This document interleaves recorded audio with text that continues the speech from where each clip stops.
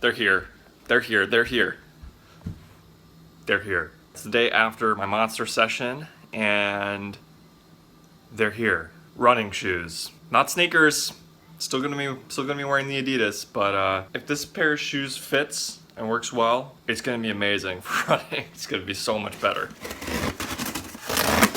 Feel free to sponsor me, Asics. Doesn't that look like a shoe you'd want to run in?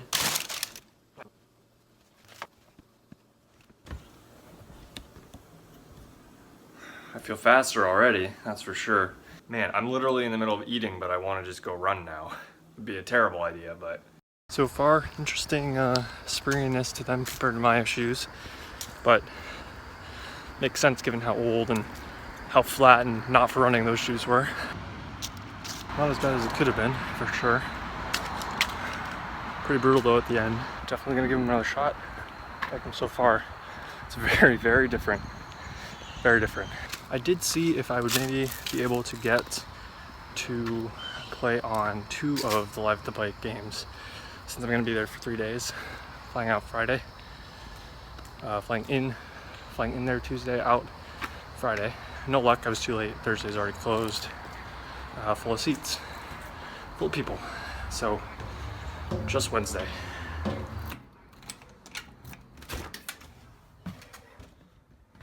Alright, so this alarm has been going off somewhere in the building for like a while now. I think the fire truck just got here. Yup. That's definitely a fire truck. So I don't really know what's going on, but maybe I was supposed to evacuate. I didn't. I can only assume they're gonna turn it off. Reminds me of college. Oh, thank God it's off. I turned it off. Let's play some poker.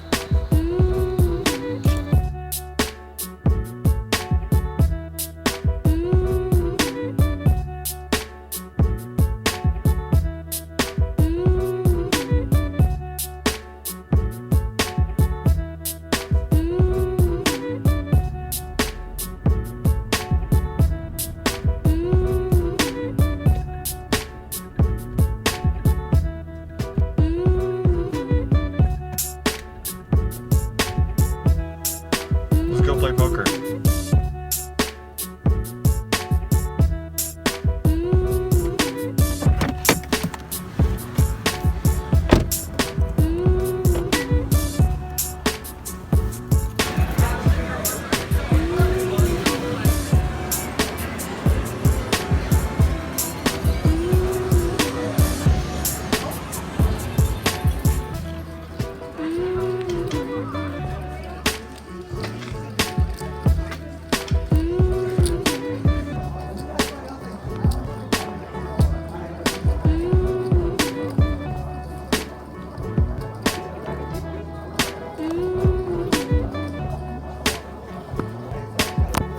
So back in Maryland Live yet again. As you guys have probably noticed, I've sort of been favoring Maryland Live lately. Pretty much just has to do with the location. Very easy to get to. I enjoy playing in the room, and I think the games are starting to stabilize out at MGM. I think it's fairly comparable to Maryland Live, and a lot of times better promos are at Maryland Live. So, am I on low battery? Seriously? Alright, let's try to get a quick hand in here. 2-5 Maryland Live, not much else to say, let's frickin' get to the hands. There's an under the gun limp. I over limp with pocket 5s, under the gun +1. Under the gun +2 makes it 30. Under the gun calls, I call. Flop is 7-3-3 and it checks around, so I do expect to have the best hand pretty often here now. Turns a 6 of spades, which gives me a gut shot, and under the gun leads. He could lead with a wide variety of hands, and I also have a gut shot now, as well as, I guess, a boat draw. So I make the call. We go heads up to a river 4, which brings in my straight. He checks. I go ahead and bet 140, and he pretty quickly makes the call, and my hand is good. He doesn't seem too happy, so I'm actually guessing he had something more like a small overpair, not a weaker hand than me. This is pretty much the next hand. There's 2 limps, the button goes to 20. I call in the big blind with pocket 6s. Both limpers also call, so we go 4 ways to a flop. The flop is Jack, Jack, Deuce, and it actually checks around. The turn is a 6 of hearts. I lead for 40, and the pre-flop raiser is the only caller, which is a little bit odd. It's a little bit weird that he would check back something on this board and then be able to call.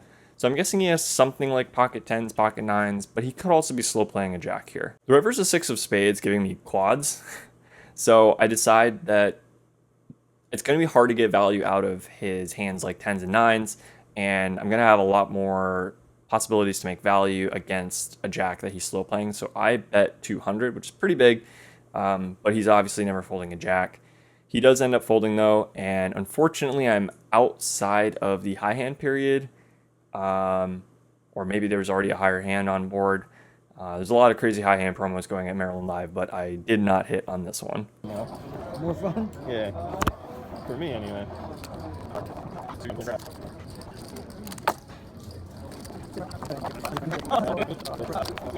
In this hand, there's a middle position limp, cut off limps. I'm in the small blind with 7-5 of diamonds. I make the call too, and we go 4 ways to a flop. Flop is 7-7-6, and I really hate what I did here. I checked. I think it's pretty much a lead all day. Not really close without being against a much tougher lineup. Checks to the button who bets 15. I just make the call. Again, I think if I'm going to check, I should also be check raising, but there you go. I don't play every hand well. Never claimed to, that's for sure. Turns to 4 spades and it just goes check, check. River's a king, which brings in the front door flush. I check, he bets 30, and I make a little bit of a crying call here. It's a little bit hard to see what I beat, but at the same time, I have almost the best hand I could possibly have in this spot. So I do make the call, and he shows me 10-8 of hearts. So we're going to lose that one. Granted, I played the hand bad, but probably lost the minimum. All right, that's just going to have to do.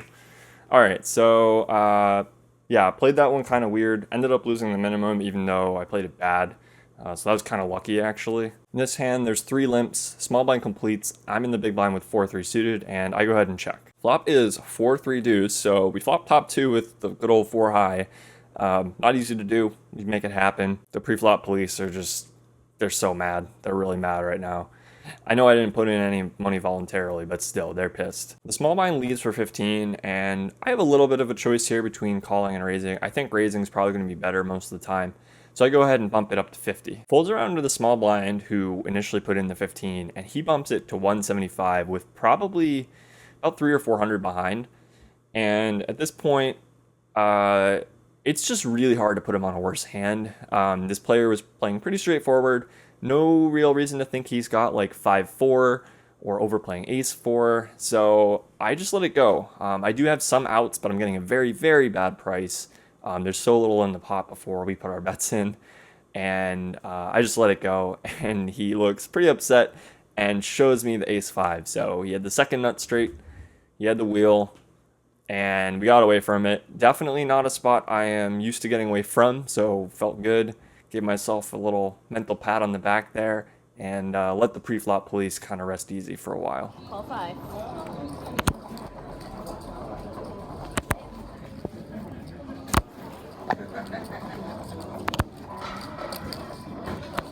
In this hand, I post in the cutoff after missing the blinds. I think I just took a quick walking break. And regular player opens in middle position to 25. I decide to defend my post with king 10 offsuit, which I think is probably a mistake. You could maybe make a case for 3-betting. Calling is probably not going to be profitable. I don't really remember what I was thinking at the time. I might have had a plan, but I think probably it's just going to be correct to let it go pre the vast majority of the time. So that's all thrown out the window when we just go ahead and get the most flavorful flop possible. We flop close to the nuts with a redraw to the nuts, and it's queen, jack, 9, all diamonds. Okay. The opponent bets 60. I go ahead and quickly bump it up to 220, and I have about 500 behind at this point. He ends up calling, so that's pretty good news. The turn is a 7, offsuit, doesn't change anything.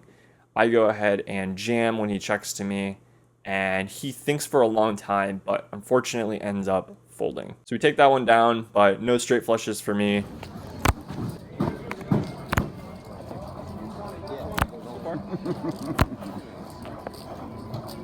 You're not in the blind, am I right to raise?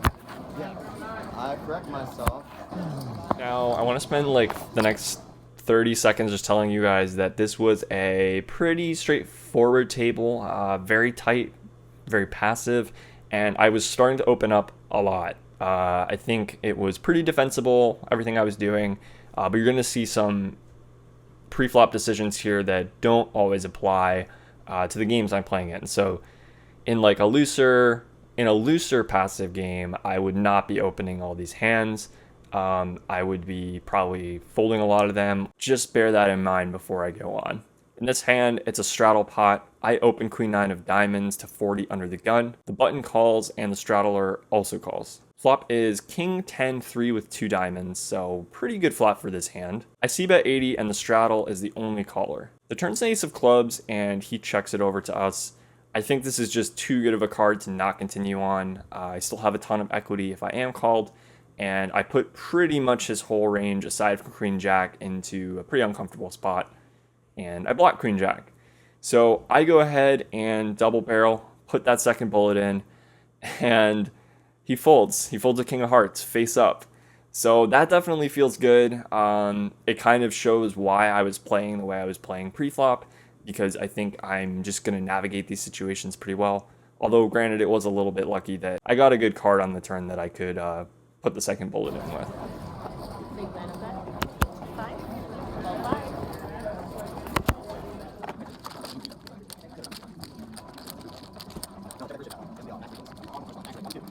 $25 max. Wow. 10% of the $25. Yeah, calm down. I've seen home games. Yeah. In this hand, the under the gun player is an older gentleman who has been very passive pre-flop. He limps, but he limps a lot of hands, and he limps a lot of strong hands too. But from what I've seen, he limp re-raises like queens plus. So I'm still going to be raising a lot when he limps in. Still planning to kind of just play my game since he's so passive. I'm in the low jack and I make it 30 with pocket 10s. The hijack, who's a tight passive player, calls, and the limper also calls. The flop comes 7-7-4 and under the gun now leads. He leads for 75, so I don't think this is categorized in the same way as if he made some really tiny bet. I think pretty much always he's going to have something like pocket 8s, pocket 9s, pocket 6s, maybe even pocket 5s, and he's just trying to kind of see where he's at, prevent bad cards from coming off if it checks around. And I think I have the best hand pretty much 100% of the time. The hijack behind me could occasionally have a 7, but other than that, I'm feeling pretty good about this spot, and I'm actually looking pretty much to get the money in. Kind of same reasoning that he has about not wanting to see a card that will kill action or give him the worst hand on the turn. I don't want to see any action killers on the turn either, so I go ahead and put in a raise. He has maybe 250 or 300 behind after the 75, so I just bump it up to 250. I make it clear I'm not going anywhere, make it clear the money's going in, and the hijack insta-folds. Under the gun pretty quickly jams, and I obviously call off the rest. That was the plan the whole time. Turns the 9 of spades. Uh-oh. And the river is the king of spades. He turns over pocket 8s, and my hand is good. So definitely feels good to just put someone on like very few hands and be shown that they had one of them. It could be that I just got a little bit lucky that he was exactly on that hand. Maybe he had some hands that beat me, but in general, I felt really, really good about that spot. Folds to me, I'm on the button with pocket 9s and I bump it up to 25. Big blind calls, he's an older, tighter guy, but I still expect him to have 3-bet better hands than this, so feel pretty good when we go to a flop of 6-6-3 two-tone. He checks. I decided to down bet to 20. Not a vastly smaller bet, but I just felt like his range was going to be pretty weak on this flop, and I get a little bit more value out of just betting a bit smaller. He calls pretty quickly though, and we go to a turn card. Turns the 4 of hearts. I go ahead and c-bet 60 when he checks it over to me, and he calls again. The river's a 3 of diamonds, putting 2 pair on the board, and even though I still expect to have the best hand a very high percentage of the time, it feels very hard for me to get value from anything, so when he checks, I do check it back, and I win against ace-10 of spades, so missed flush draw.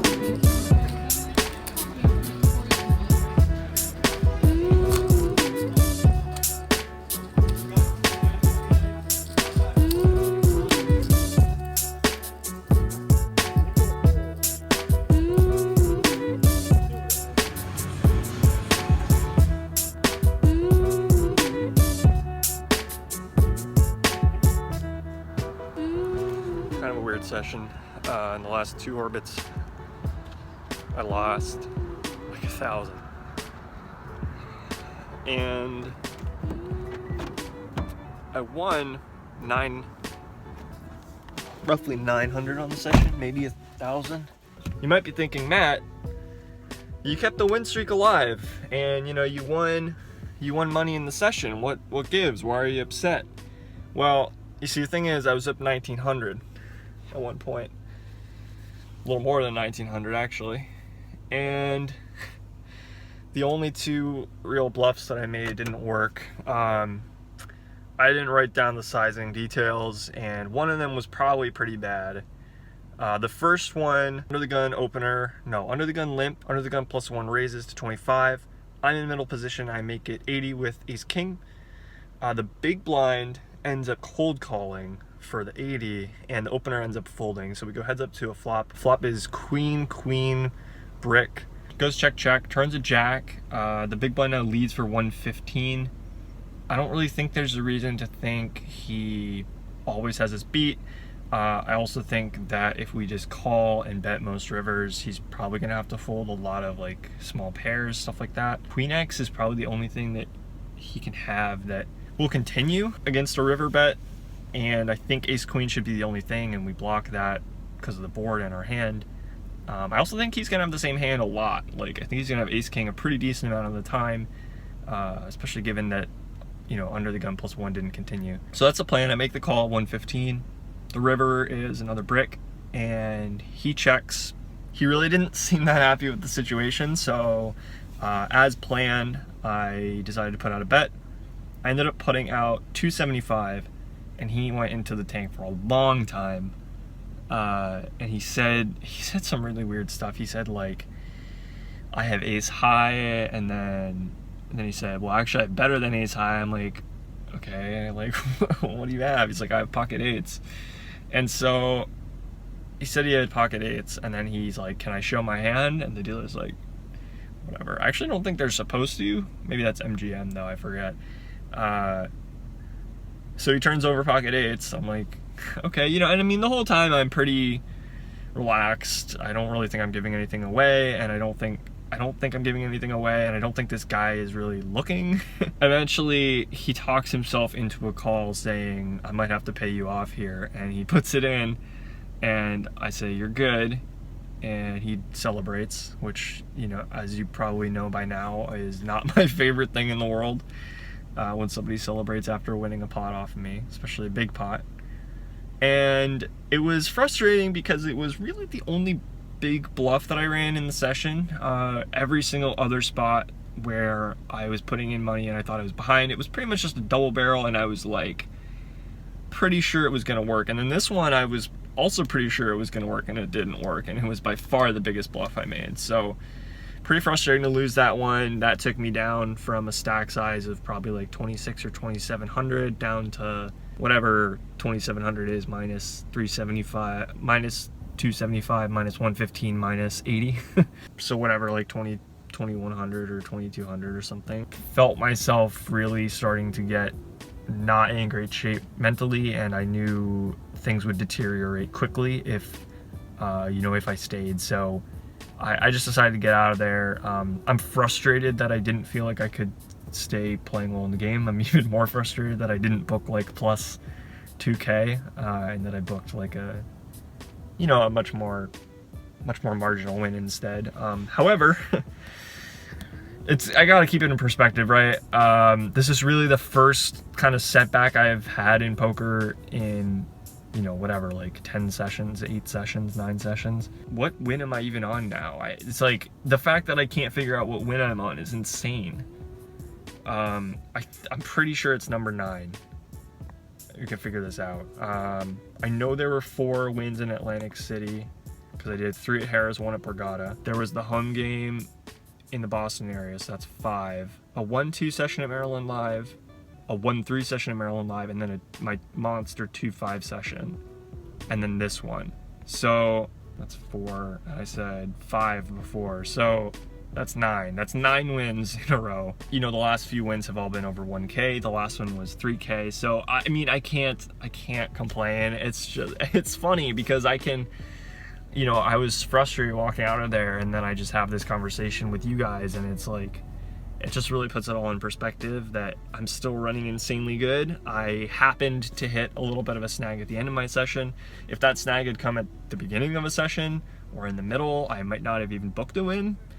I might have had to cut the session short and not played in as many, you know, profitable spots. So really, I mean, if there's going to be run bad, this is the best way to do it. I did meet a couple people today who watched the vlog, and I kind of have to apologize because both times it was sort of very short and brief. I think you said your name was Cakes, or it might have been Kates. Came up to me like as I was playing 2-5, said hi, they watches the vlog, so good to meet you, man. And then one of the dealers actually said he'd watched the vlog before, and I didn't catch his name. I feel really bad. It was like right on the heels of, and you know, I just wanted to say, like, I appreciate him saying hi and everything. I unfortunately was not in a great space to, like, you know, have a nice conversation or anything. I just had to get out of there. So hightailed it out. It's about 5:30 a.m. now. I started playing at about 9:15 or so, something like that.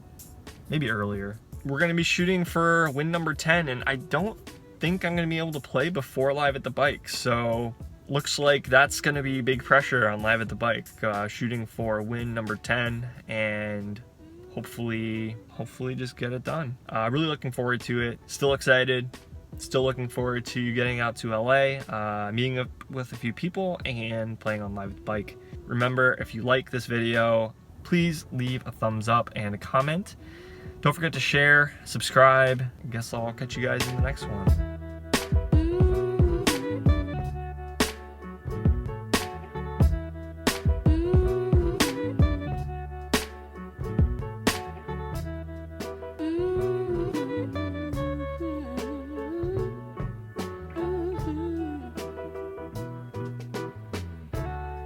Girls, I know it hurts to lose your guy. To